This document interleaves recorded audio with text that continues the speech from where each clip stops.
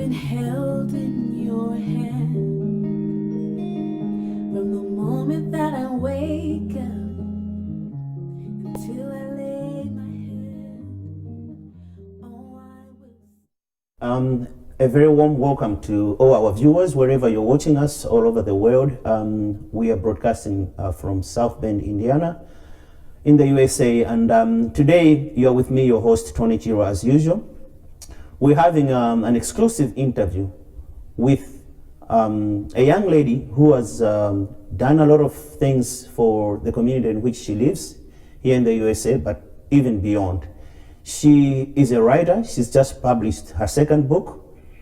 And she's also a worshiper and a very talented singer and a recording artist. She has been a motivational speaker, and she is a lot. And most of the things that she is, we're going to ask her. She's going to tell her ourselves. Her name is Lifase Wilima. And Lifase, welcome to this program. Thank you so much. I'm honored and I'm humbled to be here. Great. The pleasure is all ours. Now, just briefly tell us, who is this person, Lifase? Before we go to the book, The Power of a Modest Woman, who is Lifase? Can you just tell us about yourself? Okay, so my name is obviously Lifase, and I was born in Michigan, in Berrien Springs, Michigan, a small town with 3 stoplights, so that should tell you a lot. But even though I was born in Michigan, my parents come from Malawi, Africa. And so that's where my roots are from, and obviously from my name, you can tell that it's not an American name. No, it's not. And Lifase, from what I've been told, it means a gift. A gift. And so as I've been going out through my life, I've been knowing that I'm a gift. Okay. So you're a gift not only to your parents, but to the community that you serve. I believe so. Good, great. I believe in what you're doing, you definitely are a gift. So growing up, what was your childhood like? My childhood, so I'm the last born of my family. Okay. I have 2 older siblings. When I was growing up, they were already far into high school, so that should tell you we're a big age gap. So I grew up more with my parents being at home, and also my grandparents that were living around, and cousins and aunties and uncles as well. I went to a small elementary school right there in town, and also continued high school there as well. So I never got a chance to move completely out. I've never lived anywhere else. So you practically lived all your life in Berrien Springs, Michigan. Yes. Okay, that's great. And your dad is a pastor, right? Yes. I don't know if you've heard this. There's a trajectory going on that children that come from pastors are often the most misbehaved children. Have you heard about that? I've heard You have, right? I have. But I'm sure it doesn't apply to you, does it? I mean, All your siblings. We're not perfect, but we've tried our best to be good. Our parents did I would say they did an awesome job with raising us. It wasn't only the aspect of being a pastor's kid. My mom's side of the family, she comes from more of a royal family. Her dad was not only a pastor, but he's a chief. So we have that. So there's royalty in the family. There's royalty, there's being a pastor's kid in that mixture. So we had no other choice but to behave. You had to toe the line. Yeah. Okay, so in terms of your education, how far did you go with your education? Okay, so I have my bachelor's in child and family development. Okay. Right now I'm doing my master's program. All right. But I also did early childhood education as well. Okay. So you are an author, and you've already published 2 books, and you just published The Power of a Modest Woman. How did this talent in you, how did you nurture this talent? I mean, when did you discover that you've got a talent to write? You don't just you just don't wake up and you start writing. And did you start writing when you were a kid? Well, honestly, my dad, not only is he a pastor, but he's a writer too. Okay. I think that has a lot to do with my writing skills. Yeah. My mom, before she went into nursing, she was an English major, so she wrote a lot. However, when I was about in 7th grade, 8th grade, we had a lot of writing competitions that my English teacher used to allow us to compete in. And so I would always write out my feelings. That's how I write. I write out my feelings. Yeah. I learned that if I can't say how I feel, write it down. And so I used to journal a lot anyways. So in that time, 7th, 8th grade, I used to write out my feelings and send them as submission to competitions, and they would be published as well. So from that time, I grew into writing. I loved English classes. I loved writing essays. So it just grew and grew. Okay. So before we go into this book, The Power of a Modest Woman, which you've just published, tell us about the first book that you wrote. Okay.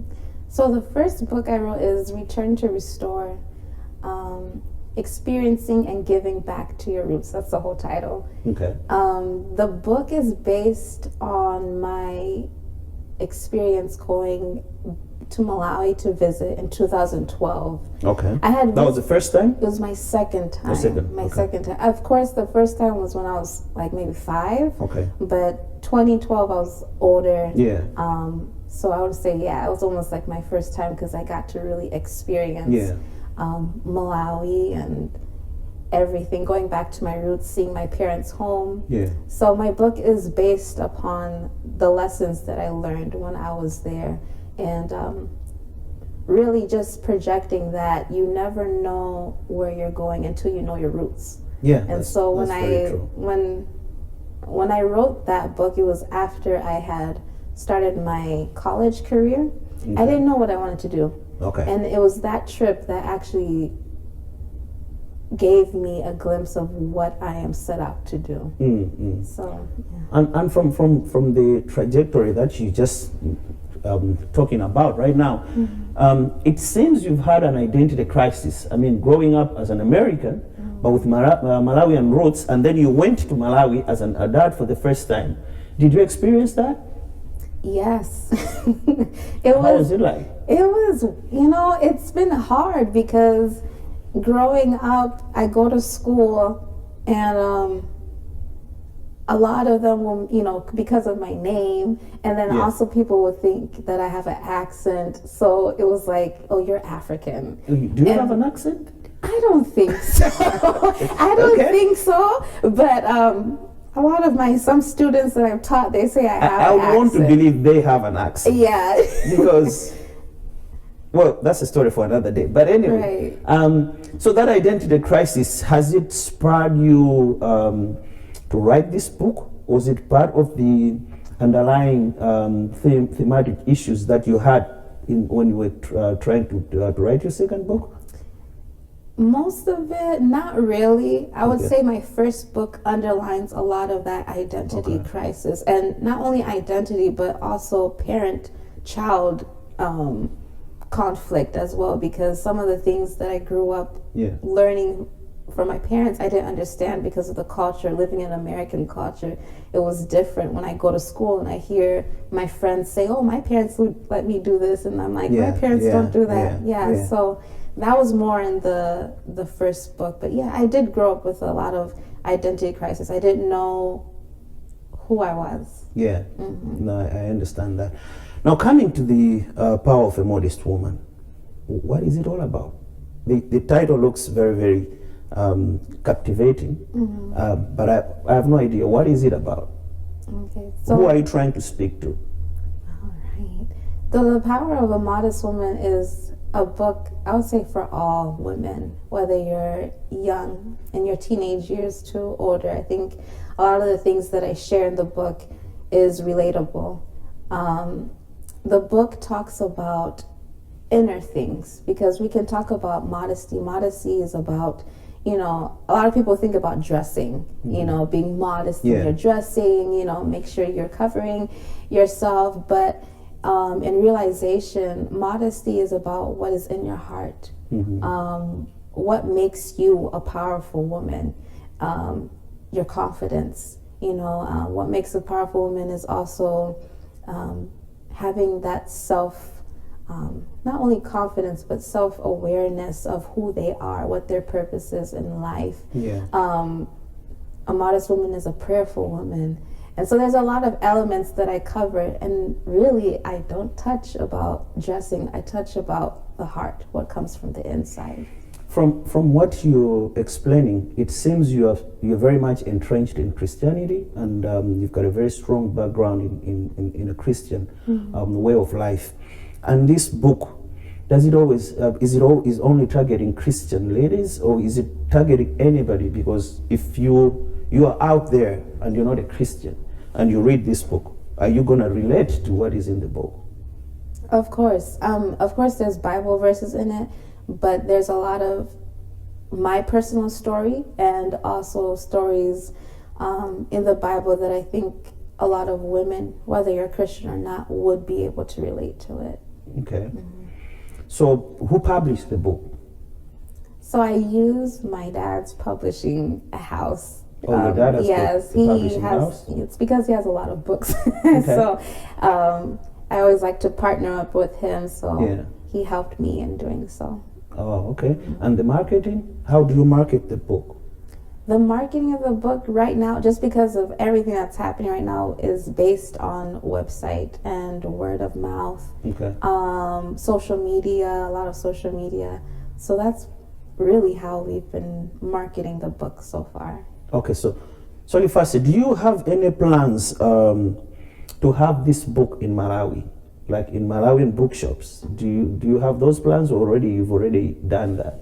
Because I think this book relates to a lot of young girls in Malawi, and if they can't access it from wherever they are, then it defeats the whole purpose of writing it. Right. Do you have any plans to send it back home?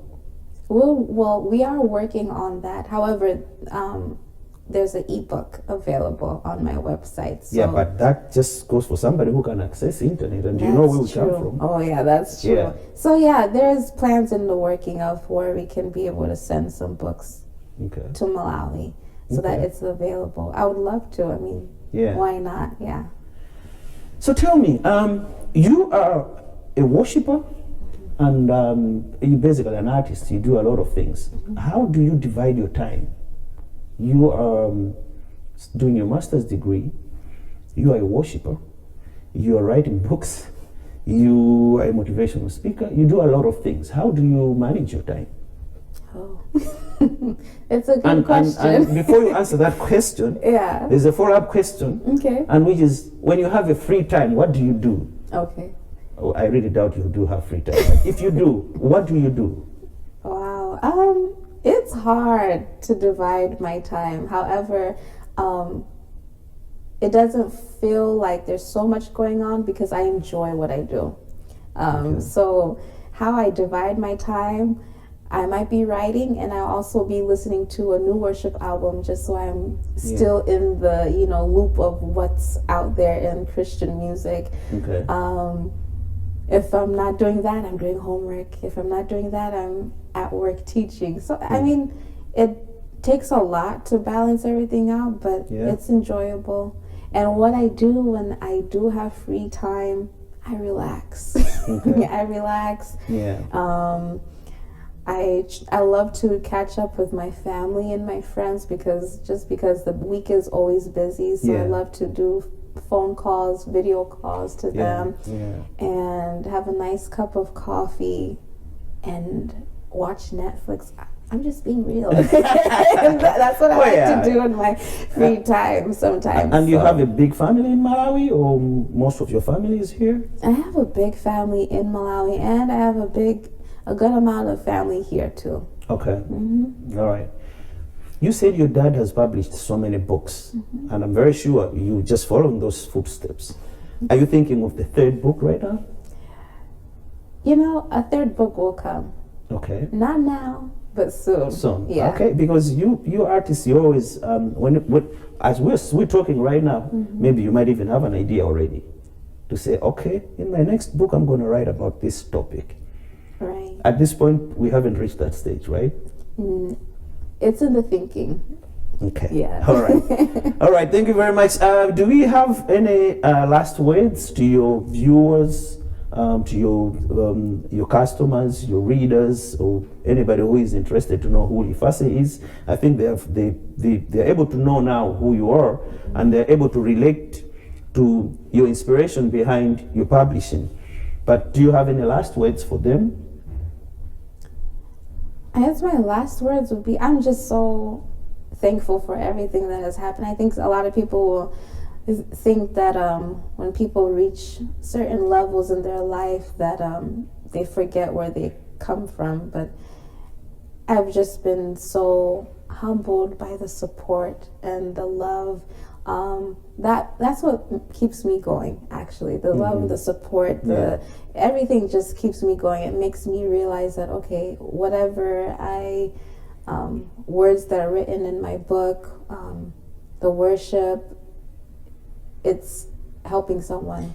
And it took some other people too who I look up to do the same for me, to be where I am right now. So I'm thankful for all the love and the support, and I just always try to tell each and every person that they can do anything they put their mind to, as long as they